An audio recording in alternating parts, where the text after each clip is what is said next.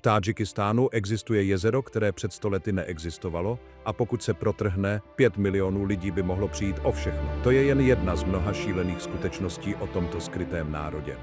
Je to místo, kde lidé žijí v oblacích a pijí čaj při pohledu na hranice Afghánistánu a Číny. Není to však tak jednoduché. Za epickými výhledy se skrývá příběh národa, který se znovu vybudoval od základů. Od rekordních stožárů vlajek po tajné sovětské bunkry, Tádžikistán je divoká jízda. Nebudete věřit, co přijde dál.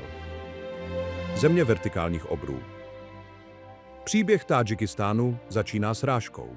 Před miliony let se indická tektonická deska srazila s euroasijskou deskou. Nebylo to měkké přistání. Byla to násilná zemětřesná událost, která vytlačila zemskou kůru k hvězdám. Výsledkem je země, která je v podstatě jedním masivním pohořím. Abychom tomuto místu porozuměli, je třeba si uvědomit, že 93% území pokrývají hory. Polovina země leží ve výšce přes 9800 stop nad mořem. To není jen vysoko, to mění život. Na východě se nad obzorem tyčí Pamír. Ty jsou místně známé jako Bam-i Dunia, neboli střecha světa. Nejvyšším bodem je štít Ismoila Somoního, který sahá 24 590 stop do atmosféry. Během sovětské éry to byla nejvyšší hora v celém SSSR. Ale výška je jen částí příběhu. Terén je tak drsný, že jen 7% půdy lze použít pro zemědělství. To vytváří jedinečnou výzvu pro 10 milionů lidí, kteří toto místo nazývají domovem. Hory nejsou jen skály, jsou vodními věžemi střední Asie. Tádžikistán drží přes 8 000 ledovců. Největší je Fetčenkův ledovec. Je to nejdelší ledovec na světě mimo polární oblasti, táhnoucí se na 48 milionů. Představte si řeku ledu tak velkou, že ji lze jasně vidět z oběžné dráhy. Tento led je mízou regionu, napájí řeku Amudarju. Bez těchto hor by okolní pouště v Uzbekistánu a Turkmenistánu byly neobyvatelné. Ale tady je háček. Tyto hory se pohybují. Tádžikistán je jedním z míst, kde se zemětřesení dějí často. Malé otřesy se dějí téměř každý den a velká zemětřesení v nedávné historii změnila geografii. V 1911 způsobil masivní otřes zřícení hory do údolí, čímž vznikla přirozená přehrada. Tato přehrada vytvořila jezero Sares, vodní útvar, který obsahuje 4 krychlové míle vody. Je zadržováno hromadou suti, zvanou Usojská přehrada. Pokud by tato přirozená zeď selhala, vytvořila by se vlna vody, která by mohla smést celé regiony ve 4 různých zemích. Pouhá velikost krajiny činí cestování noční můrou. Existují pouze 2 hlavní silnice, které spojují sever s jihem. Po většinu roku jsou vysoké průsmyky blokovány sněhem, který může být 20 stop hluboký. Tato izolace uchovala starobylé kultury, které jinde zanikly. Lidé ve vzdálených údolích stále mluví jazyky, které pocházejí z doby Alexandra Velikého. Žijí v kamenných domech navržených tak, aby vydrželi brutální chlad zimy, kdy teploty klesají na -40 stupňů Fahrenheita. Vertikalita národa také definuje jeho ekonomiku. Jelikož je půda příliš strmá pro tradiční průmysl, Tádžikistán se obrátil k síle padající vody. Přehrada Nurek je inženýrským zázrakem. S výškou 984 stop byla po desetiletí nejvyšší člověkem postavenou přehradou na světě. Vytváří nádrž, která je přes 40 mil dlouhá. Tato jediná přehrada zajišťuje většinu elektrické energie v zemi. Je to důkaz toho, jak Tádžikové zkrotili krajinu, která se zdá být navržena tak, aby lidi vyhnala. Nicméně náklady na život na takovém místě jsou vysoké. Silnice a budovy jsou neustále ničeny sesuvy půdy a lavinami. Každé jaro, když taje sníh, se řeky mění v zuřivé proudy bláta a kamení. Lidé, kteří zde žijí, zemi nejen obývají, každý den s ní vyjednávají. Vybudovali civilizaci tam, kde jiní vidí jen překážky. Jednoznačně je to nejodolnější populace v regionu. Hory jsou také domovem neuvěřitelné divočiny. Sněžní leopardi, duchové hor, stále loví ve vysokých Pamírech. Ve volné přírodě zbývá jen několik tisíc těchto koček a Tádžikistán je jednou z jejich posledních bašt. Sdílejí skály s ovcemi Marco Pola, známými svými masivními spirálovitými rohy, které mohou dosáhnout 60 palců na délku. Tato zvířata jsou symboly divočiny, která zůstává z velké části nedotčena moderním světem. Hluboká údolí Pamíru skrývají více než jen zvířata. Skrývají legendy. Místní mluví o Gulu, divokém muži pokrytém chlupy, který údajně bloudí po vysokohorských lesích. Zatímco vědci si nejsou jisti, rozlehlost neprozkoumaného terénu činí cokoliv možným. Když slunce zapadá za zubaté vrcholky, stíny se prodlužují a vzduch řídne. Je snadné pochopit, proč toto místo inspirovalo mýty po tisíciletí. Ale skutečná záhada spočívá v lidech, kteří se rozhodli zůstat v těchto výšinách. Dlouho předtím, než byly nakresleny moderní hranice, byl Tádžikistán ultimativní křižovatkou. Pokud chtěl obchodník získat hedvábí z Číny do Říma, musel projít těmito horami. To byla hedvábná stezka, ale nebyla to jen jedna cesta. Byla to síť nebezpečných stezek, vysokých průsmyků a opevněných měst. Tádžikové jsou potomky Sogdianů, mistrů obchodníků starověkého světa. Tito lidé byli prostředníky planety, mluvili tuctem jazyků a obchodovali se vším od koní po sklo. Město Pendžikent je Pompeje střední Asie. Založeno v 5. století, bylo vzkvétajícím centrem kultury a bohatství. Dnes ruiny stojí jako tichý svědek zlatého věku. Výkopy odhalily dvoupatrové domy, grandiózní chrámy a některé z nejpodrobnějších nástěnných maleb, jaké kdy byly objeveny. Tyto obrazy ukazují scény banketů, bitev a náboženských rituálů. Dokazují, že i když byl terén drsný, kultura byla vyspělá. Sogdiané nejen přežili, prosperovali. Ale není to tak jednoduché. Bohatství hedvábné stezky udělalo z těchto měst cíle. Po staletí se vlny útočníků rozbíjely o podhůří Pamíru. Alexandr Veliký dorazil ve 4. století před naším letopočtem. Založil město Alexandrie Eschate, což v překladu znamená Alexandrie nejvzdálenější. Dnes je toto město známé jako Chudžant, zůstává jedním z nejstarších měst ve střední Asii, ležící na březích řeky Sirdaria. Legenda praví, že se Alexandr zamiloval do místní princezny Roxany, čímž propojil krevní linie Evropy a Asie. Po řecích přišli Arabové, kteří přinesli novou víru a nový jazyk. Ale nejdůležitější éra pro tádžickou identitu byla Sámánovská říše v 9. a 10. století. To byla perská renesance. Pod vládci, jako byl Ismoil Somoní, se město Buchara, dnes v Uzbekistánu, ale tehdy tádžické kulturní srdce, stalo centrem vědy a poezie. To byla doba Aviceny, otce moderní medicíny, a Rudakýho, otce perské poezie. Pro Tádžiky je to základ jejich národní hrdosti. Sámánovci postavili památky, které dodnes vzdorují času. Ve městě Dušanbe stojí masivní pozlacená socha Ismoila Somoního, 84 stop vysoká. Je to připomínka doby, kdy tento region vedl svět v intelektu a moci. Ale poslouchejte. Říše se nakonec rozpadla pod tíhou mongolských invazí. Armády Džingišána se prohnaly údolími, srovnaly města se zemí a zničily zavlažovací systémy, které podporovaly miliony. Hedvábná stezka začala blednout a horská království se stáhla do izolace.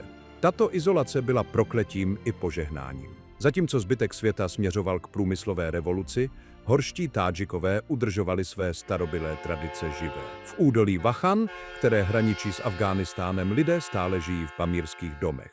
Tyto stavby jsou architektonická mistrovská díla smyslu. Každý sloup a trám představuje náboženský nebo filozofický koncept. Centrální střešní okno, tvořené 4 soustřednými čtverci, představuje 4 živly – zemi, vodu, oheň a vzduch. Historie hedvábné stezky je také historií víry. Tádžikistán byl tavicím kotlem náboženství. Než se islám stal dominantní silou, region byl baštou zoroastrismu, starověkého perského náboženství uctívajícího oheň. Archeologové našli ohňové oltáře a věže ticha, kde byli ukládáni mrtví. Buddhismus také zanechal svou stopu. V 1960. letech sovětští archeologové objevili masivní sochu ležícího Buddhy na jihu země. Je téměř 43 stop dlouhá a pochází z doby před 16 lety. Dnes je tato historie znovu objevována. Tádžikové se ohlížejí na své sogdijské a sámánovské kořeny, aby vybudovali moderní národní identitu. Vidí se nejen jako postsocialistický stát, ale jako dědicové civilizace, která kdysi propojovala celý známý svět. Bazary Chudžandu a Dušanbe stále bzučí energií obchodu. Stále si můžete koupit hedvábí, koření a ručně vyřezávané nože, které vypadají přesně jako ty, které nosili obchodníci před 2000 lety. Hedvábná stezka může být vzpomínkou, ale její duch žije dál v každém šálku čaje sdíleném v karavanseraji u cesty. Kladivo a srp v oblacích. Ve 20. letech 19. století se mapa světa navždy změnila. Ruské impérium se zhroutilo a na jeho místo nastoupil Sovětský svaz. Tádžikistán, který byl sbírkou polonezávislých chanátů a horských kmenů, byl náhle vtažen do obrovského stroje SSSR. V 1929 roce se stal Tádžickou sovětskou socialistickou republikou. To byl začátek radikální transformace. Sověti chtěli přinést pokrok do hor, ale přišlo to za ohromnou cenu. První věc, kterou Sověti udělali, bylo budování. Hory viděli jako zdroj surovin a energie. Postavili silnice tam, kde existovaly jen kozí stezky. Stavěli školy, nemocnice a masivní panelové domy.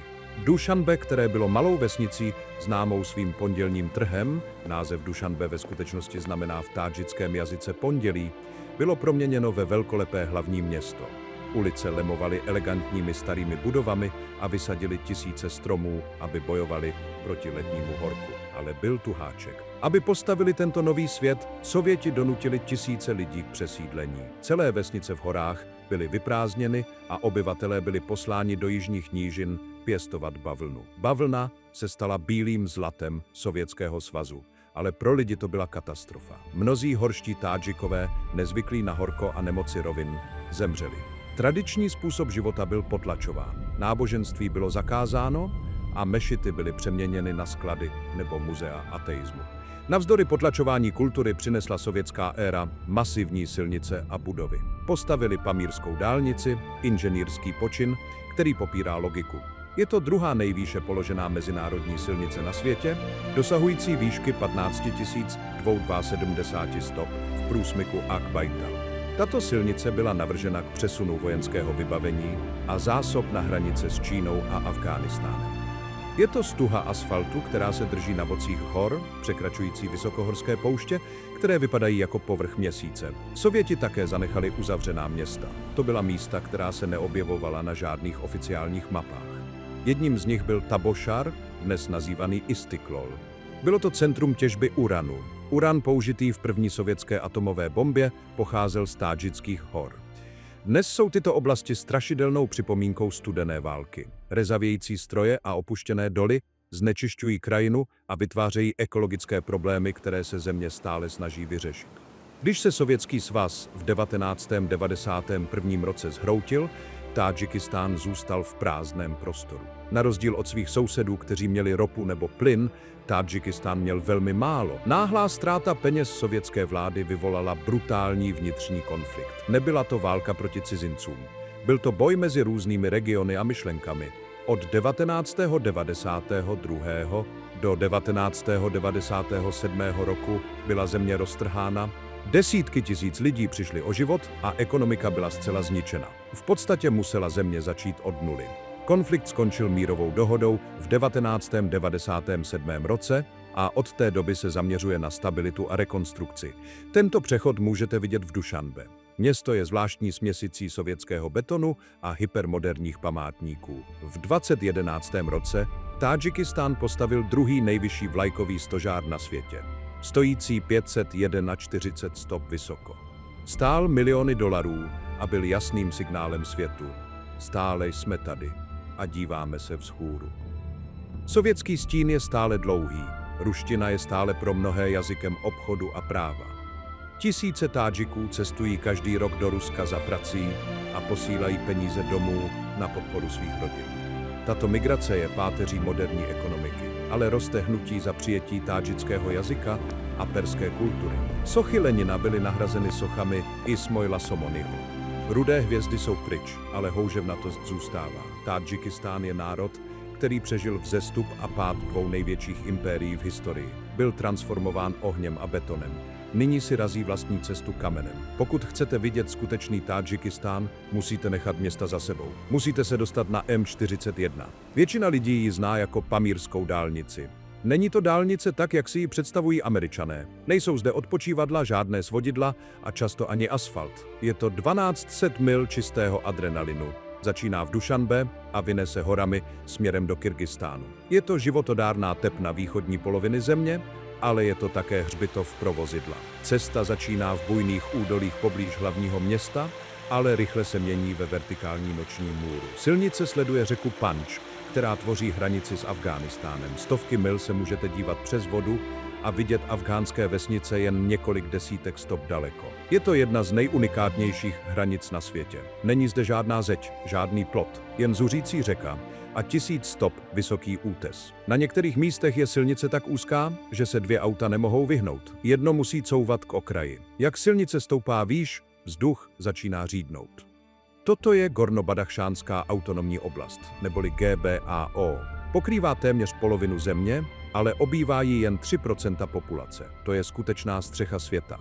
Krajina se mění ze zelených lesů na vysokohorskou poušť. Vypadá to jako Mars. Země je červenohnědá a nejsou zde žádné stromy. Jediné, co zde roste, jsou nízké keře a odolné trávy, které živí jaky. Dvojité VTF, faktor pamírské dálnice, je průsmyk Akbajta. Ve výšce 15 272 stop je vyšší než jakýkoliv bod v pevninských Spojených státech. V této výšce se vaše plíce snaží najít kyslík. Motory aut ztrácejí výkon. Lidé trpí horskou nemocí, cítí se, jako by měli hlavu ve svěráku. Ale pro řidiče nákladních automobilů, kteří přepravují zásoby přes tento průsmyk, je to jen další den v kanceláři. Řídí masivní sovětské nákladní automobily KAMAZ, které chrlí černý kouř, když se plíží přes průsmyk rychlostí 5 mil za hodinu. Ale silnice je víc než jen výzva, je to komunita, protože prostředí je tak nepřátelské, pohostinnost není jen tradicí, je to mechanismus přežití. Pokud se vaše auto porouchá na pamírské dálnici, zastaví se další člověk, který projede. Musí. Nechat někoho samotného v horách je rozsudek smrti. Cestovatelé často bydlí v domácnostech, kde pamírské rodiny otevírají své dveře, nabízejí horký čaj a poskytují místo na podlaze ke spaní. Pamírská dálnice je také cestou pro něco mnohem temnějšího. Protože hraničí s Afghánistánem, historicky byla hlavní cestou pro nezákonný obchod s drogami. Litry tekutých chemikálií jdou dovnitř a tuny produktů jdou ven. Vláda a mezinárodní organizace utratily miliony za snahu zajistit hranici, ale terén to téměř znemožňuje. Je to hra na kočku a myš, která se odehrává v nejvyšších horách na zemi. Dálnice vede do Murgabu, nejvýše položeného města v Tádžikistánu. Je to místo, které působí jako konec světa. Domy jsou z bílených hliněných cihel a nákupní centrum je sbírka starých přepravních kontejnerů. Je zde velmi málo elektřiny a ve většině domů neteče voda. Lidé jsou zde houževnatí, živí se chlebem, čajem a jakým masem. Jsou strážci vysoké plošiny, žijící na místě, kde by většina lidí za týden vzdala. Řízení M41 je odznakem cti. Je to zkouška nervů člověka a odolnosti vozidla. Uvidíte starobylé pevnosti postavené králi hedvábné stezky, Tyrkisová jezera, která se zdají zářit, a hvězdy tak jasné, že vrhají stíny. Ale nikdy nesmíte zapomenout na nebezpečí. Jeden špatný tah, jedna plocha černého ledu a stanete se součástí hory. Ale nejděsivější část cesty není samotná silnice. Je to to, co je skryto pod vodou vysokohorských jezer. Jedna trhlina v přírodní zdi by mohla vyvolat největší záplavu na světě. Hluboko v srdci Gorno-Badachšánského regionu, skryté za stěnami zubatých skal, leží vodní plocha, která je stejně děsivá jako krásná. To je jezero Sarez. Podívat se na něj znamená vidět zrcadlo oblohy, hlubokou, nemožně modrou vodní plochu, obklopenou vrcholy, které vypadají jako zlomené zuby. Ale toto jezero není přirozeným rysem starověké krajiny, zrodilo se v okamžiku absolutního násilí. V noci 18. února 1911 se mohutné zemětřesení, odhadované na velikost 7,4, prohnalo horami. Během několika minut se celá hora zhroutila, 2,2 miliardy tun skály a zeminy sklouzly do údolí řeky Murgab. Nebyl to jen sesuv půdy. Byla to největší přírodní hráz, jaká kdy byla zaznamenána v lidské historii. Hromada trosek, nyní známá jako hráz Usoj, dosáhla výšky téměř 2000 stop. Za touto náhodnou zdí se řeka začala shromažďovat. Pohltila vesnici Sarez, od které jezero dostalo své jméno, a po desetiletí se dál zvyšovalo. Dnes je jezero dlouhé přes 46 mil a hluboké více než 1600 stop. Obsahuje 4 kubické míle vody. To je dost vody na ponoření celého města New York pod 60 stop tekutiny. Ale tady je problém. Hráz Usoj není vyrobena z železobetonu ani z konstruované oceli. Je to hromada volných balvanů a špíny. Vědci ji nazývají spící drak, protože je to katastrofa čekající na spouštěč. Pokud region zasáhne další velké zemětřesení, a pamatujte, toto je jedna z oblastí, kde zemětřesení často probíhají, hráz by mohla selhat. Výsledná stěna vody by byla stovky stop vysoká. Říkala by dolů řekami Bartang, Panč a Amudarja. Cestovala by rychlostí, která by znemožnila evakuaci. Neovlivnila by jen Tádžikistán. Záplava by se prohnala Uzbekistánem, Turkmenistánem a do Afghánistánu. Potenciálně by ovlivnila životy 5 milionů lidí. Šílené je, že už tam je únik. Voda neustále uniká základem hráze a vytváří řadu pramenů. I když to pomáhá regulovat hladinu vody, způsobuje to také vnitřní erózi. Geologové se obávají masivního, částečně odtrženého skalního masivu na pravém břehu jezera. Pokud se tento masiv sklouzne do vody, mohl by vytvořit megatsunami, které by přelilo hráz, smylo hřeben a způsobilo totální kolaps. Vláda instalovala pokročilý systém včasného varování se senzory a satelitními spoji, ale v takto drsné krajině technologie dokáže jen tolik. Je to neustálá hra ruské rulety z živly. Co si většina lidí neuvědomuje, je psychická daň, kterou si to vybírá na lidech žijících po proudu. V údolí Bartang jsou vesnice postaveny na malých rovinách u paty hor. Není kam utéct. Žijí svůj život ve stínu hory, která by se každou vteřinou mohla proměnit v tekutou zeď smrti. A to je ještě mírně řečeno. Navzdory nebezpečí zůstává jezero destinací pro nejodvážnější cestovatele. Dostat se k němu vyžaduje vícedenní túru nebo jízdu vrtulníkem, protože zde nejsou žádné silnice. Je to místo strašidelného ticha, kde jediným zvukem je vítr a vzdálené praskání ledovců. Ale voda Tádžikistánu není vždy hrozbou. Někdy je to jediná věc, která udržuje světla zapnutá. Pokud je jezero Sares nekontrolovatelným terorem tádžických hor, Nurek Dam je konečným symbolem lidské kontroly. Nachází se na řece Vachš, jen několik hodin jízdy od hlavního města. Tato hráz je monstrem sovětské éry. Ve výšce 984 stop byla nejvyšší uměle vytvořenou hrází na světě, dokud Čína v 2013 roce nedokončila Jinping i Dam. Stát u paty Nureku znamená cítit se neuvěřitelně malý. Je to zeď z hlíny a kamene, která se zdá zakrýt slunce. Stavba Nureku byla tvrdým počinem, který trval od 1961.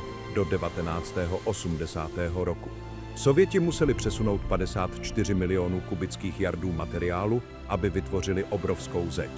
Nestavěli jen hráz, stavěli celý energetický ekosystém. Elektrárna obsahuje 9 masivních turbín, které generují přes 3000 MW elektřiny. Pro zemi bez významných ropných nebo plynových rezerv je Nurek vším. Poskytuje téměř 75% celkové elektrické energie země. Bez ní by byl Tádžikistán doslova ve tmě.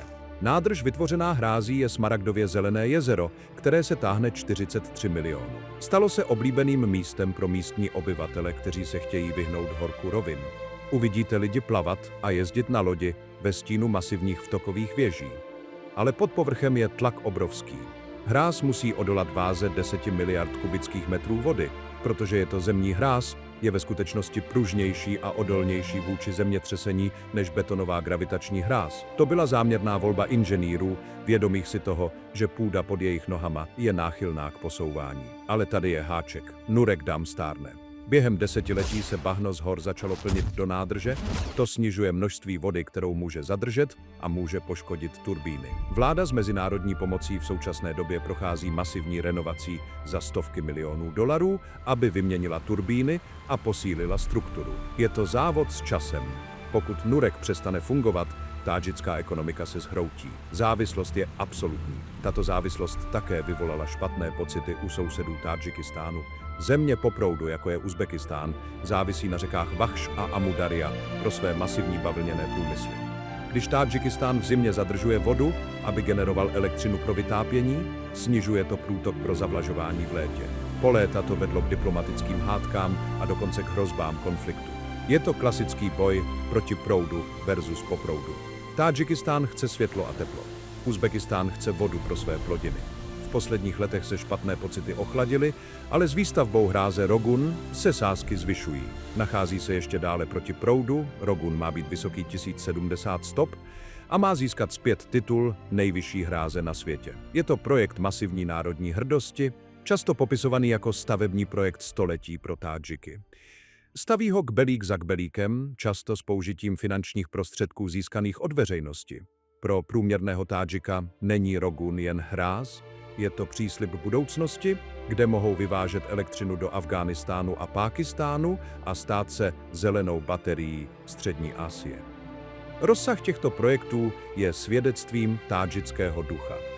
V zemi, kde se vás příroda snaží rozdrtit, postavíte něco většího než přírodu. Vezmete samotné řeky, které hrozí, že zaplaví váš domov, a donutíte je, aby vám svítily. Je to odvážná, nebezpečná inženýrská hra, ale stejně jako hory poskytují sílu, tak si také žádají oběť. Bavlněný monopol. Zatímco vysoké hory jsou doménou ledovců a přehrad, jižní nížiny Tádžikistánu jsou definovány jedinou rostlinou – bavlnou. Během sovětské éry byl Tádžikistán přeměněn na obrovskou plantáž. Plánovači v Moskvě rozhodli, že Středoasijské republiky budou bavlněnou základnou pro celý SSSR. Nazývali to bílé zlato. A na nějakou dobu se to zdálo jako zázrak. Ale cenou byla jedna generace svobody a zdraví půdy. Sověti vybudovali tisíce mil zavlažovacích kanálů, odklánějíc vodu z velkých řek, aby proměnili suché stepy v zelená pole. Přinutili tisíce horských vesničanů, aby se přestěhovali do nížin a pracovali na polích. Tito vnitřní migranti často čelili brutálním podmínkám, žili v provizorních přístřešcích a pracovali 12 hodin denně pod sluncem, které dokáže vyhnat teploty až na 110 stupňů Fahrenheita. Bavlna je žíznivá plodina a zároveň náročná na práci. I po získání nezávislosti v roce 1991 zůstala bavlněná kletba. Po léta bylo odvětví kontrolováno několika mocnými elitami, které vlastnily česárny a půdu. Farmáři byli často zadlužení, nuceni nakupovat semena a hnojiva od majitelů a poté prodávat bavlnu zpět za ceny, které sotva pokrývaly jejich náklady. Během sklizně byly školy zavřeny a tisíce studentů, a dokonce i lékaři a sestry, byli poslány na pole, aby ručně sbírali bavlnu. Byl to systém státem sponzorované nucené práce, který teprve nedávno začal ustupovat pod mezinárodním tlakem. Stejně vysoké byly i environmentální náklady. Masivní používání pesticidů a hnojiv otrávilo podzemní vodu na jihu. V některých regionech jsou míra vrozených vad a respiračních onemocnění výrazně vyšší než celostátní průměr. Navíc odklonění vody pro bavlnu je hlavním důvodem, proč Aralské moře, kdysi 4. největší jezero na světě, téměř úplně zmizelo. Tádžikistán leží u pramenů, ale hlad po bílém zlatě po proudu a doma proměnil kdysi úrodný region v solnou poušť. Dnes se vláda snaží zkoušet nové věci. Podporuje zemědělce, aby místo toho pěstovali ovoce, ořechy a zeleninu. Tádžické třešně a meruňky jsou světoznámé svou sladkostí, často vyvážené do Ruska a Číny. Ale prolomení totální kontroly bavlny není tak jednoduché. Silnice a budovy, kanály, továrny, dopravní linky, to vše je postaveno pro bavlnu. Přesunutí celé zemědělské ekonomiky trvá desetiletí a pro mnohé na jihu je rytmus sklizně bavlny jediným životem, který kdy poznali. Procházíte-li jižním bazarem na podzim, stále můžete vidět pytle surové bavlny naskládané vysoko. Je to připomínka sovětské minulosti země a jejího boje o nalezení nové identity. Jižní Tádžikové se liší od Pamiřanů z východu. Jejich kultura je více ovlivněna zemědělskými tradicemi nížin a jejich historie je spojena se vzestupem a pádem trhů s bavlnou. Jsou to lidé půdy, stejně jako Pamiřané jsou lidé kamene.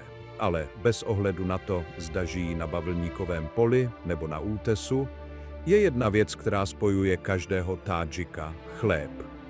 V Tádžikistánu se můžete obejít bez masa, můžete se obejít bez čaje, ale nikdy se nemůžete obejít bez nonu. Non je tradiční plochý chléb a v této zemi je s ním zacházeno s úctou, která hraničí s náboženskou. Není to jen zdroj energie, je to symbol života, rodiny a pohostinnosti. Plýtvat jediným drobečkem chleba je považováno za hřích. Pokud Tádžik uvidí kousek chleba na zemi, zvedne ho, políbí ho a položí na vysokou římsu, kde ho mohou sníst zvířata, ale kde se na něj nebude šlapat. Non se peče v tandúru, hliněné peci, která vypadá jako velký čbán. Pekař plácá těsto o bíle žhavé vnitřní stěny pece, kde se přilepí a upeče za několik minut. Výsledkem je kulatý bochník s tlustým žvíkacím okrajem a tenkým křupavým středem. Každý region má svůj vlastní styl.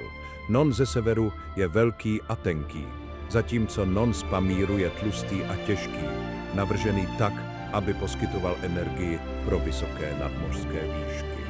Často je střed zdoben detailními vzory pomocí čekyču, dřevěného nástroje s kovovými kolíčky. Pravidla ohledně chleba jsou přísná. Nikdy nekrájejte chléb nožem. To je považováno za násilný čin proti jídlu. Vždy ho trháte rukou. Nikdy nepokládejte bochník chleba dnem vzhůru na stůl, protože se to považuje za přinášení smůly. Když přijde host, první věc, která se mu nabídne, je chléb a miska čaje. I když se zastavíte jen na minutu, musíte si ulomit malý kousek chleba a sníst ho. Odmítnout je urazit hostitele. Tato posedlost chlebem sahá tisíce let do minulosti. V dávných dobách se chléb používal při svatebních obřadech a k požehnání cest. I dnes, když mladý muž odchází sloužit do armády, ukousne si z bochníku chleba a zbytek si jeho rodina uchovává, dokud se nevrátí. Je to fyzické spojení mezi osobou a jejím domovem. Tandur je srdcem každého tádžického domu. I v moderních panelových domech v Dušanbe uvidíte společné tandúry na nádvořích, kde se sousedé střídají v pečení týdenní zásoby. Ale nejde jen o samotný chléb, jde o to, co představuje. Tádžická pohostinnost je legendární. Říká se, host je dar od Boha. Pokud cestujete horami a vypadáte hladově nebo unaveně, lidé vás doslova vtáhnou do svých domovů. Rozloží dastarkhan, látkový ubrus na podlahu a naskládají na něj chléb, ovoce, ořechy a sladkosti. I ty nejchudší rodiny nabídnou cizinci to nejlepší jídlo. Je to čestný kodex, který přežil války, hladomory a říše. Jo, k tomu. Tato pohostinnost může být pro Zápaťany někdy ohromující. Očekává se, že budete jíst, dokud se sotva nebudete moci hýbat a vaše čajová miska bude doplněna, jakmile bude poloprázdná. Je to krásný, i když trochu vyčerpávající zážitek. Ukazuje úroveň lidského spojení, které se ztratilo ve většině rychle se rozvíjejícího digitálního světa. V Tádžikistánu je stůl posvátným místem, kde se čas zpomaluje. Jídlo, které se podává s chlebem, je stejně vydatné. Národním jídlem je ošpalov. Je to hora rýže vařená z mrkví, cibulí a kousky z kopového masa. Každá rodina má svůj tajný recept a soutěže oš jsou hlavní součástí místních festivalů. V Pamíru se můžete setkat se šir čaj, slaným mléčným čajem podávaným s máslem a rozdroleným chlebem. Zní to divně pro cizince, ale ve výšce 14 000 stop je to přesně to, co vaše tělo potřebuje, aby zůstalo v teple. Kulinární tradice Tádžikistánu jsou mapou jeho historie. Můžete ochutnat perský vliv v koření, kočovnický vliv v mase a mléčných výrobcích a sovětský vliv v salátech a polévkách. Ale v centru toho všeho vždy je non. Je to jediná konstanta v krajině, která se neustále mění. Ale mimo teplo kuchyně procházejí ulice měst vlastní transformací. Pokud jste v Dušanbe nebyli 10 let, nepoznali byste ho. Hlavní město Tádžikistánu prochází jednou z nejrychlejších a nejkontroverznějších urbanistických transformací na světě. Po desetiletí to bylo ospalé, zelené sovětské město charakterizované nízkopodlažní stalinistickou architekturou a alejemi lemovanými masivními platany. Ale vláda má jinou vizi. Chtějí, aby Dušanbe bylo moderním hlavním městem, městem bílého mramoru, skleněných věží a rekordně velkých památek. Centrem této transformace je park Nezávislost a svoboda. Obsahuje věž vysokou 400 stop, korunovanou zlatým emblémem. Nedaleko je Národní knihovna, která je největší ve střední Asii, a Národní muzeum, futuristická budova s obří kopulí. Tyto budovy jsou navrženy tak, aby zaujaly. Jsou projevem nezávislosti a bohatství, postavené v době, kdy velká část země stále bojuje s chudobou. Kontrast je šokující.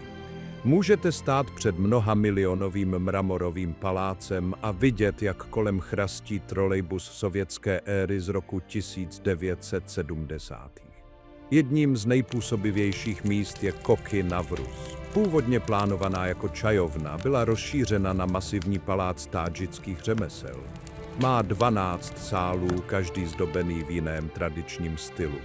Jsou zde dřevořezby ze severu, kamenné mozaiky z Pamíru a stropní malby, jejichž dokončení trvalo léta.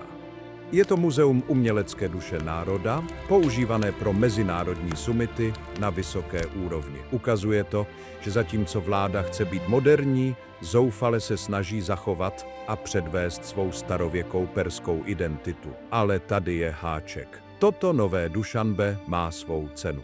Aby se udělalo místo pro mramor, mnoho historických sovětských budov je strženo. To vyvolalo tichou, ale vášnivou debatu mezi obyvateli. Mnozí starší generace cítí, že je vytrhávána duše města. Masivní platany, které poskytovaly stín po generace, jsou káceny, aby se rozšířily silnice pro ESUV.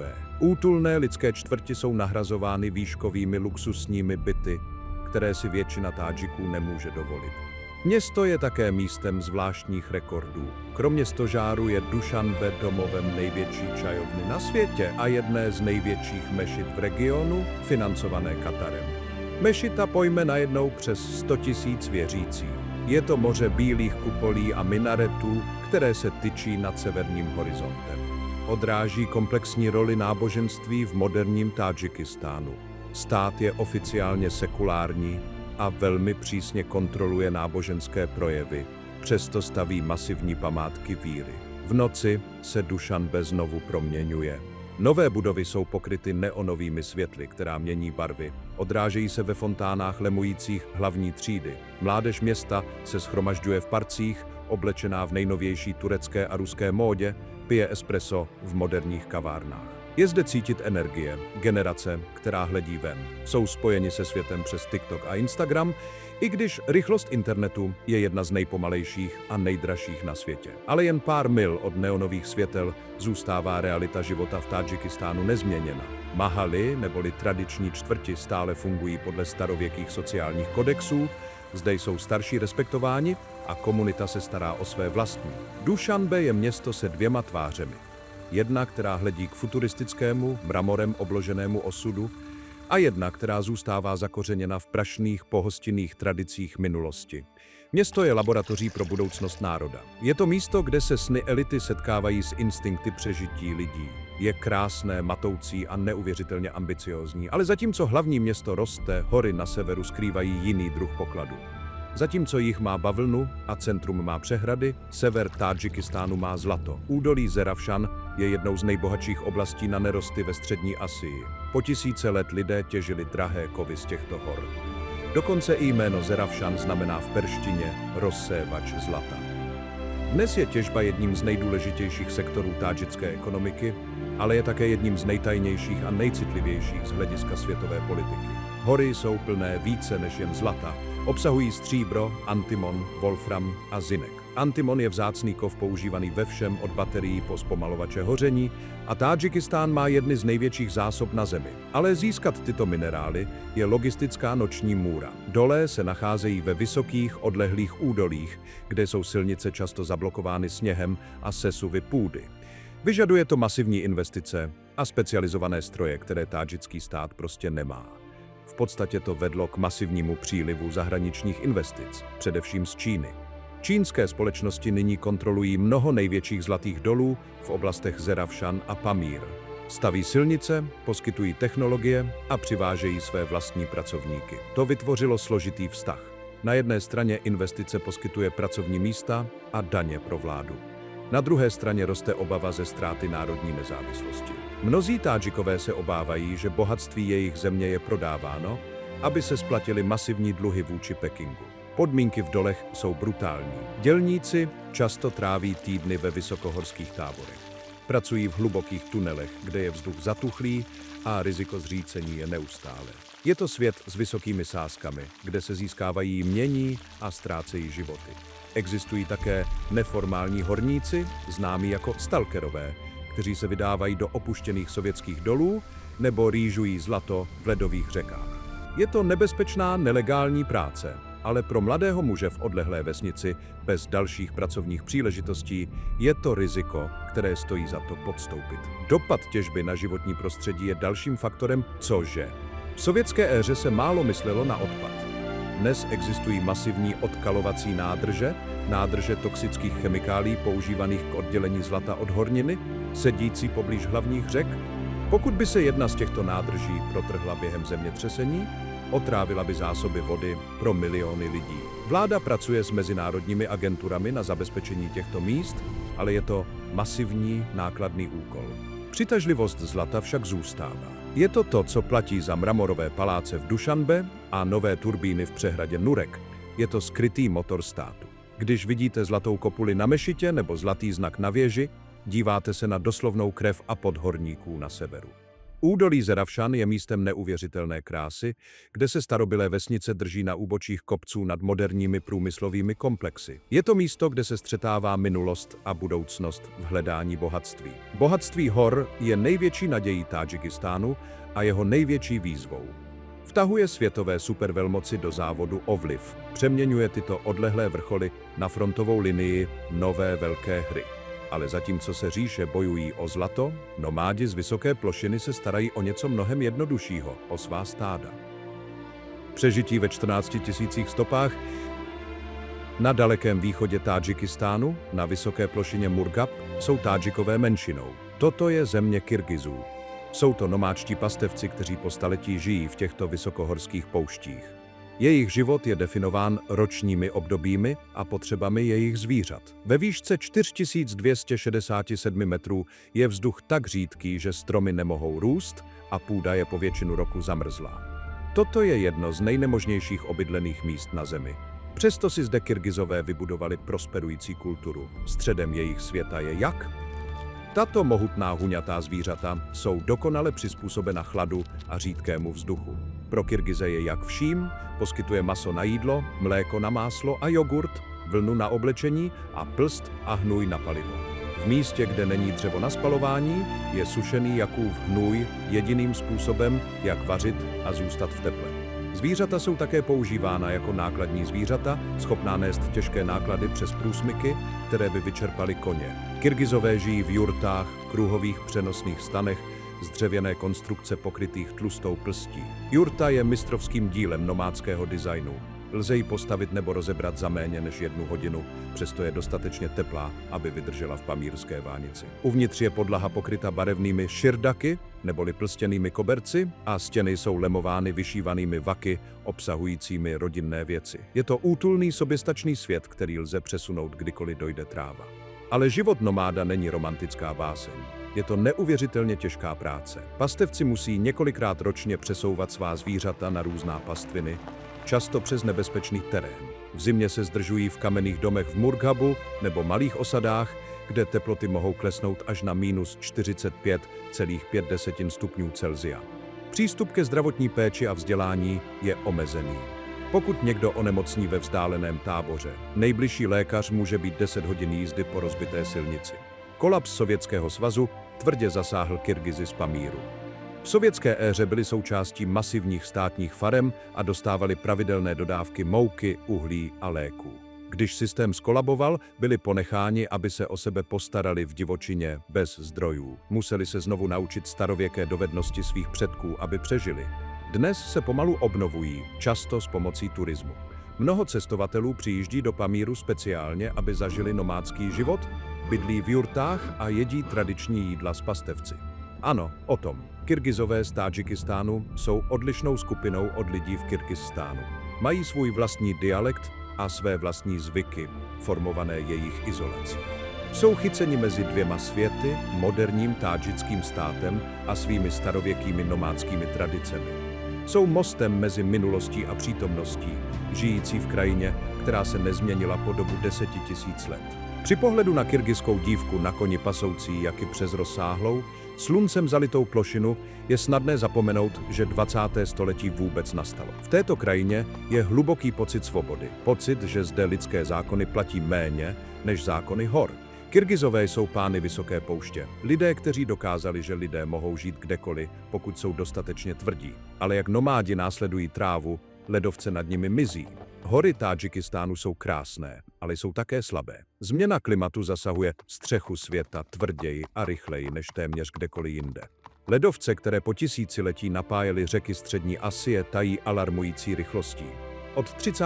let 19. století Tádžikistán ztratil více než 1 000 ledovců. Fetčenkův ledovec, gigant Pamíru, se zmenšil o téměř 1 míli na délku a ztratil ohromné množství své hmoty. Toto není jen ekologická tragédie, je to život ohrožující problém. Tyto ledovce jsou vodními věžemi regionu.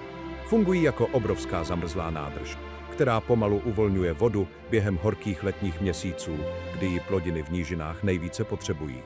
Jak se ledovce zmenšují, řeky se zpočátku stávají plnějšími a nebezpečnějšími, což vede k častějším a násilnějším povodním a sesuvům půdy. Ale z dlouhodobého hlediska voda dojde. Vědci odhadují, že do konce století by se celkový objem ledovců v Tádžikistánu mohl snížit o polovinu.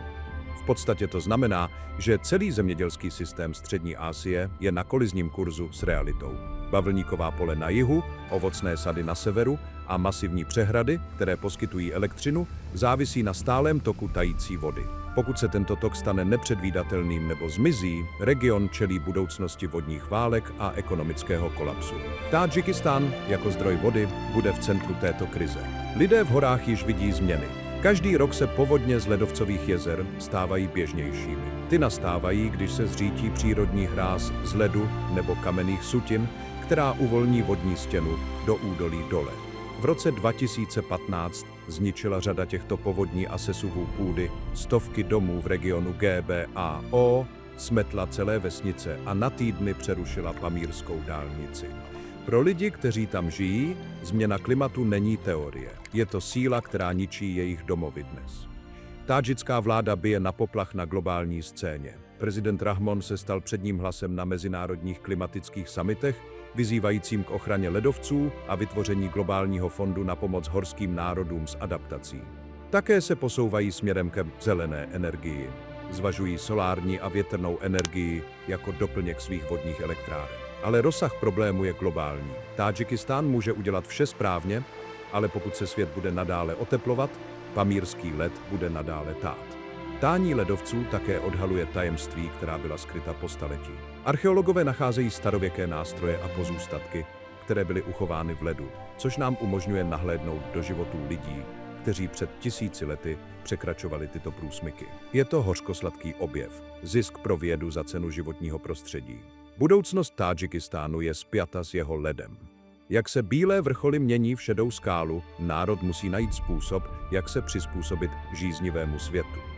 Střecha světa pomalu ztrácí svůj pokryv a důsledky budou pociťovány daleko za hranicemi tohoto malého horského národa. Ale i když led taje, duch lidí zůstává tvrdý jako kámen, na kterém žijí. Starověký obchod s hedvábím se vrací, ale tentokrát je dlážděn miliardami dluhů. Zatímco hlavní města Tádžikistánu přijímají nejvíce návštěvníků, skutečné srdce země se nachází na místech, která nemají obchody se suvenýry ani luxusní hotely. Pro dokončení ultimativního seznamu cest musí člověk prozkoumat posledních 15 míst na skryté mapě.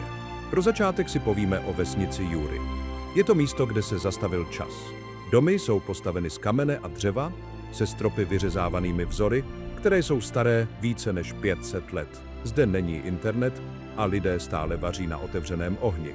Je to bezesporu nejautentičtější pohled na pamírský život, jaký můžete získat. Ale pokud chcete něco naprosto nečekaného, vraťte se do Dušanbe, do akvaparku Delfín. Je to moderní akvapark s tobogány a bazény, které vypadají, jako by patřily na Floridě. Je to zvláštní kontrast k drsným horám jen několik mil daleko. Ukazuje to, že tádžická střední třída roste a chce stejnou zábavu jako všichni ostatní. Pak je tu botanická zahrada v Chorogu. Je to jedna z nejvýše položených botanických zahrad na planetě, ležící ve výšce téměř 2286 metrů. Mají tam druhy rostlin, které nerostou nikde jinde na světě.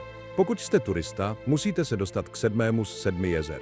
Zatímco mnoho lidí se zastaví u 3. nebo 4. jezera, 7. je nejvyšší a nejmystičtější. Je obklopeno strmými útesy a působí jako kamenná katedrála. Nedaleko je soutězka Varzob, oblíbené víkendové útočiště pro lidi v hlavním městě. Je plná restaurací u řeky, kde si můžete dát čerstvého pstruha, zatímco sedíte na tapčanu, vyvýšené plošině nad vodou. Je to nejlepší způsob, jak porazit 40stupňové letní vedro. Pro ty, kteří touží po historii, nabízí údolí Hisor více než jen pevnost. Je to úrodná oblast plná sadů, kde pěstují jedny z nejsladších hroznů na světě. Nedaleko je lyžařské středisko Takop. Ano, Tádžikistán má lyžování. Je to základní ve srovnání s Alpami, ale sníh je neuvěřitelný a ceny jsou zlomek toho, co byste zaplatili ve Spojených státech. Je to skrytý klenot pro cestovatele s omezeným rozpočtem, kteří se nebojí hrbolaté cesty k vleku. Dále pak údolí Rašt je místem hluboké historie a tragédie. Byla to hlavní bojiště během občanské války v 90. letech 19. století a po dlouhou dobu to byla zakázaná zóna. Dnes je bezpečná a proslulá svým medem a vlašskými ořechy. Údolí Bartang je ještě odlehlejší. Je to stezka, která sleduje divokou řeku kaňony tak hlubokými, že vidí slunce jen několik hodin denně. Lidé tam žijí v malých osadách o pouhých 5 nebo 6 domech, zcela odříznuti během zimy. Okres Rašon je bránou do Vysokého Pamíru. Je domovem ruin několika starověkých pevností, které kdysi strážily hedvábnou stezku. Řeka Šink nabízí jedny z nejlepších raftových tratí ve střední Asii s peřejemi třídy 4, které prověří i ty nejzkušenější vodáky. A nakonec Pamírská botanická zahrada v Chorogu je klidným zakončením cesty, představující místní rostliny střechy světa. Těchto 50 míst je jen začátek. Pokaždé, když je postavena nová silnice nebo vytyčena nová stezka, odhalí se další tajemství Tádžikistánu. Ale jak se země otevírá, potýká se s novým druhem krize identity. K pochopení moderního Tádžikistánu musíte pochopit árijský mýtus. Od získání nezávislosti se vláda snaží najít národní identitu, která nemá nic společného se Sovětským svazem. Došli k myšlence, že Tádžikové jsou přímými potomky starověkých Árijců indoíránského národa, který žil ve střední Asii před 1000 lety. Toto není jen hodina dějepisu, je to masivní státní projekt. Rok 2006 byl dokonce prezidentem oficiálně prohlášen za rok árijské civilizace. Cílem je spojit moderní tádžický lid se slavnou starověkou minulostí. Poukazují na jazyk, který je úzce příbuzný staré perštině, a fyzické rysy lidí ve vysokých horách, kteří někdy mají blonďaté vlasy a modré oči. Chtějí ukázat, že jsou ušlechtilou, starověkou rasou s hlubokými kořeny v půdě. Ale zde je háček. Tato árijská identita je citlivé téma. Na západě má slovo temnou historii kvůli jeho použití nacisty, ale v Tádžikistánu je používáno jako zdroj národní hrdosti a jednoty. Toto budování mýtů je viditelné všude. Masivní socha Ismoila Somonyho v Dušanbe je ústředním bodem tohoto úsilí. Byl to vládce z 10. století, ale dnes je s ním zacházeno jako s otcem národa. Jeho obraz je na měně a jeho jméno je na nejvyšší hoře a na nejprestižnějších oceněních. Vláda využívá jeho dědictví k propagaci myšlenky silného, centralizovaného státu. Chtějí, aby se lidé viděli jako součást velké historie, kterou zastavili Mongolové a Sověti. Ale není to tak jednoduché. Tádžikistán je rozmanitá země. Na východě mají Pamírové své vlastní odlišné jazyky a jinou větev islámu. Na severu je velká uzbecká menšina. Tím, že se vláda tak silně zaměřuje na specifickou tádžicko-árijskou identitu, riskuje, že odradí tyto další skupiny. Je to choulostivá rovnováha. Používají árijskou nálepku, aby se odlišili od svých turkických sousedů, jako jsou Uzbeci a Kyrgyzové, poukazující na své perské dědictví. Šílené je, jak to ovlivňuje každodenní život. Historické knihy byly přepsány, aby se zaměřily na árijské kořeny. Muzea jsou plná předmětů, které údajně dokazují spojení. Národní svátky, jako je Navruz, se slaví s ještě větší intenzitou jako árijské festivaly. Je to způsob, jak říci, byli jsme tu první a stále tu jsme. Toto hledání kořenů je běžné v mnoha postsovětských státech. Ale v Tádžikistánu je dovedeno do extrému. Co si většina lidí neuvědomuje, je, že to není jen o hrdosti. Je to o přežití. Tádžikistán je malá, chudá země, obklopená mnohem většími sousedy. Vybudováním silného národního mýtu se stát snaží zabránit regionálním rozdělením, která vedla k občanské válce v 90. letech. Chtějí jednotný, sjednocující příběh, za kterým se všichni mohou postavit. A to je ještě mírně řečeno. Pro mnoho Tádžiků je tato nová identita vítanou změnou po desetiletích, kdy jim bylo řečeno, že jsou jen malou součástí sovětského stroje. Ale zatímco vláda se dívá zpět do starověké minulosti, dívá se také na masivní dluhy, které dluží svým sousedům. Nová velká hra se odehrává v horách Tádžikistánu. Po dlouhou dobu bylo Rusko zdejším velkým hráčem, poskytující bezpečnost a práci pro migranty. Ale v posledním desetiletí vstoupil na scénu nový gigant – Čína. Tádžikistán sdílí hranici s čínskou oblastí Xinjiang a pro Peking je tato malá země životně důležitou součástí iniciativy pásu a cesty, chtějí silnice, potrubí a stabilitu. A jsou ochotni za to zaplatit, ale s podmínkami. Tádžikistán v současné době dluží Číně miliardy dolarů. Toto není malá částka. Představuje téměř 40% celkového vnějšího dluhu země. Peníze šly do masivních silničních a stavebních projektů, nových tunelů, mostů a elektrických vedení, které spojují sever s jihem. Bez čínských peněz by Dušanbe nemělo své nové mramorové budovy a pamírská dálnice by byla v ještě horším stavu. Ale otázkou je, jak to splatí. Šílené je, že Tádžikistán již začal platit půdou a zdroji. V roce 2011 tádžický parlament hlasoval o postoupení více než 400 čtverečních mil půdy v Pamíru Číně k vyřešení hraničního sporu. Nedávno byly čínským společnostem uděleny dlouhodobá práva na těžbu zlata a stříbra výměnou za výstavbu elektráren a silnic. Pro mnoho kritiků to vypadá jako diplomacie dluhové pasti. Pokud Tádžikistán nemůže zaplatit hotovost, Čína si vezme půdu nebo nerosty. Rusko z toho není nadšené. Stále mají v Tádžikistánu masivní vojenskou základnu. 201. vojenskou základnu s 1000 vojáků. Rusko vidí střední Asii jako své blízké zahraničí a svou tradiční oblast vlivu. Poskytují bezpečnost, která udržuje hranici s Afghánistánem stabilní. Ale ruská ekonomika se potýká s problémy a nemohou se rovnat miliardám dolarů, které Čína rozhazuje. Tádžikistán je tak nucen hrát na dva giganty proti sobě, brát bezpečnost od jednoho a hotovost od druhého. Toto přetahování v globální politice má reálné důsledky pro lidi. Většina vysokopříjmových pracovních míst na čínských projektech jde čínským dělníkům, nikoli místním. V zemi žijí tisíce čínských dělníků v táborech, což vedlo k občasným protestům a špatným pocitům. Lidé se obávají, že jejich země je prodávána po kusech. V podstatě Tádžikistán kráčí po laně. Potřebují investice k přežití, ale nechtějí se stát satelitním státem Pekingu. Dluh je také tikající časovaná bomba pro ekonomiku.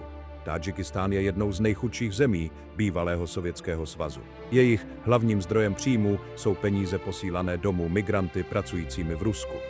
Pokud ruská ekonomika skolabuje, nebo pokud Čína bude požadovat okamžitou platbu, tádžický stát by mohl čelit bankrotu. Je to sázka s vysokými sázkami na budoucnost národa. Každý nový most postavený z čínské oceli je dalším článkem v řetězci dluhů, které by mohly trvat po generace. A jelikož se vláda obává dluhu vůči Číně, obává se také cizího oblečení, které nosí její občané. Válka proti zahraničnímu oblečení. V Tádžikistánu vás to, co nosíte, může dostat do potíží. V červnu 2024 vláda schválila nový zákon, který účinně zakázal nošení cizího oblečení. To bylo přímo namířeno proti hidžábu a dalším náboženským oděvům, které se staly populárními mezi konzervativními muslimskými ženami. Vláda tvrdí, že toto oblečení není odsud a je známkou rostoucího náboženského extremismu. Chtějí, aby ženy nosily tradiční tádžické oděvy z hedvábí atlas s jasnými vzory a sladěnými šátky uvázanými v tádžickém stylu. To není jen návrh, je to zákon.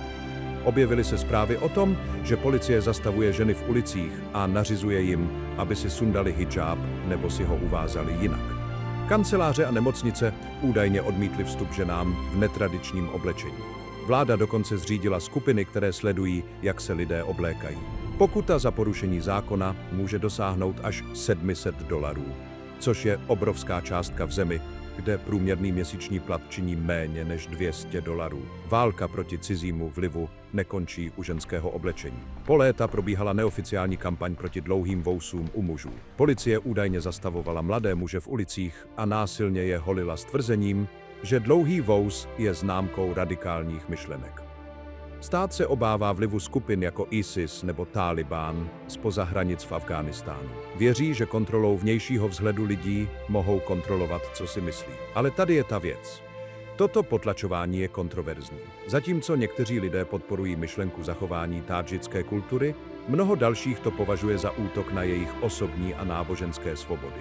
Tvrdí, že hidžáb je otázkou víry, nikoli politickým prohlášením. Tím, že tak tvrdě tlačí proti náboženskému projevu, by vláda mohla ve skutečnosti odhánět právě ty lidi, které se snaží chránit. To vytváří pocit my proti nim, který může být nebezpečný v zemi s historií občanské války. Vláda také kontroluje, jak lidé slaví velké životní události.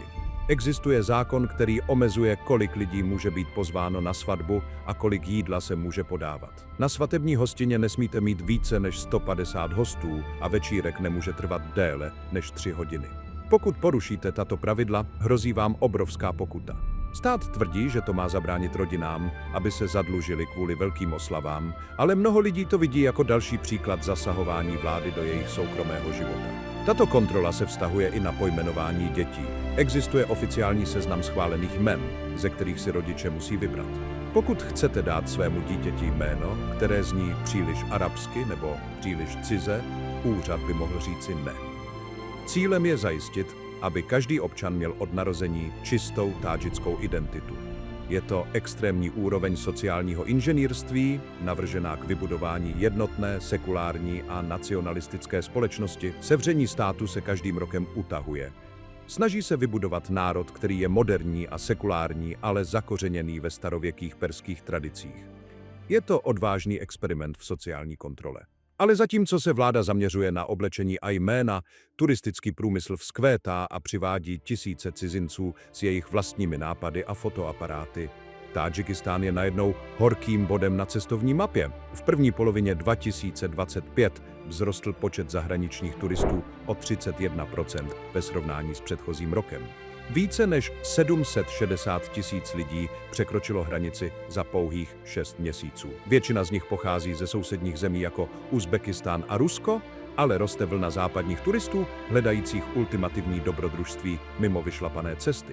Chtějí jezdit po Pamir Highway, putovat po pohoří Fan a zůstat v odlehlých jurtách. Vláda je nadšená. Udělala z turistiky hlavní součást svého ekonomického plánu. Zavedla jednoduchý systém e-víz a odstranila mnoho starých cestovních omezení z dob Sovětského svazu. V Dušanbe a Chujandu se objevují nové hotely a existuje snaha vyškolit více anglicky mluvících průvodců. Pro zemi, která potřebuje světovou měnu, se cestovní ruch jeví jako dokonalé řešení. Ale jak se čísla zvyšují, začínají se projevovat mezery v systému. Šílená část je nedostatek základních silnic a budov. Jakmile opustíte hlavní město, silnice jsou noční můrou. Pamir Highway se rozpadá pod tíhou většího provozu a sesuvů půdy. Je zde vážný nedostatek cenově dostupných hostelů a nízkonákladových hotelů. Mimo hlavní města je internet téměř neexistující. Pro moderního cestovatele, který se spoléhá na Google Maps a Instagram, to může být šok. Je zde také velký problém s odpadky na populárních místech jako Iskanderkul, kde se začíná hromadit odpad od turistů. Existuje také napětí mezi dobrodružným turismem a touhou vlády po luxusním turismu. Stát chce budovat luxusní rezorty a 4hvězdičkové hotely, ale lidé, kteří skutečně navštěvují Tádžikistán, jsou většinou batůžkáři, horolezci a cyklisté. Nehledají mramorové lobby, hledají skutečné zážitky. Pokud se země stane příliš lesklou, mohla by ztratit právě tu drsnost, která ji činí atraktivní. Cena cestování také roste. Náklady na pronájem vozidla s pohonem všech 4 kol s řidičem mohou dosáhnout až $100 za den, což je pro cestovatele s omezeným rozpočtem. Existují také skryté náklady, jako je povolení potřebné pro Pamir a různé poplatky za park. Někteří cestovatelé hlásili, že je místní policie na kontrolních bodech žádala o úplatky, ačkoliv vláda tvrdě pracovala na tom, aby to zastavila. Je to stále pohraniční destinace se vším vzrušením a frustrací, které s tím souvisí. Ale skutečnou výzvou je zachovat věci tak, jak jsou. Dokáže křehké prostředí vysokých Pamirů zvládnout tisíce dalších návštěvníků každý rok? Dokáže místní kultura přežít proměnu v turistickou atrakci? V některých vesnicích se tradiční pohostinnost začíná jevit jako obchod. Je to klasický problém pro rozvojové země. Jak rozvíjet ekonomiku, aniž byste ztratili svou duši?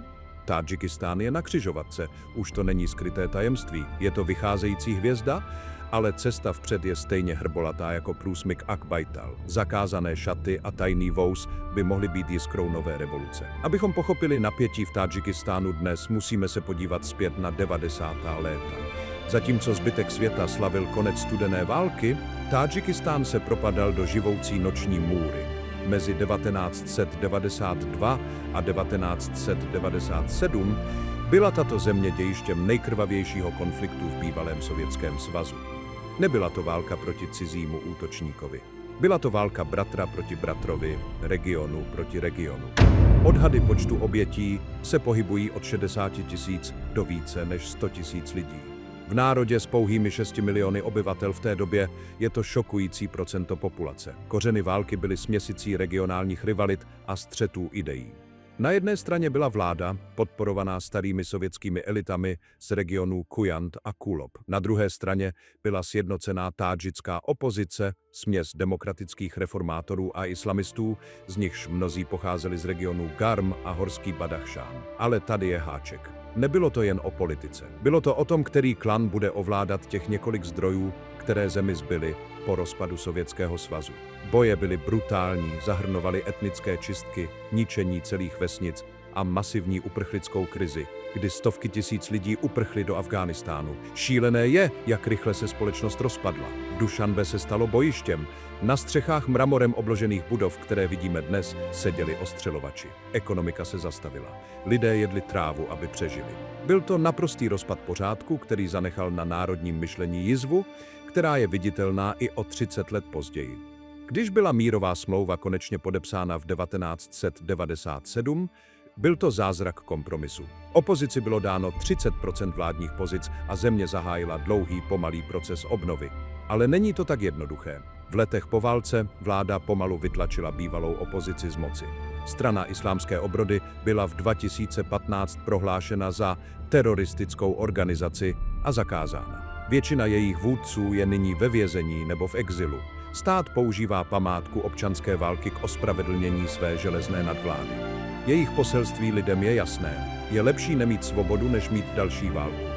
Pro mnoho Tádžiků, kteří si pamatují hlad a kulky, je to argument, který jsou ochotni přijmout. Co si většina lidí neuvědomuje, je, jak válka utvářela geografii země. Regiony Garm a Pamir, které byly baštami opozice, čelily po desetiletí nedostatku investic. To podněcovalo pocit špatných pocitů, které občas přerostou v násilí. V 2012 a znovu v 2022 vláda poslala armádu do Pamiru, aby potlačila místní protesty.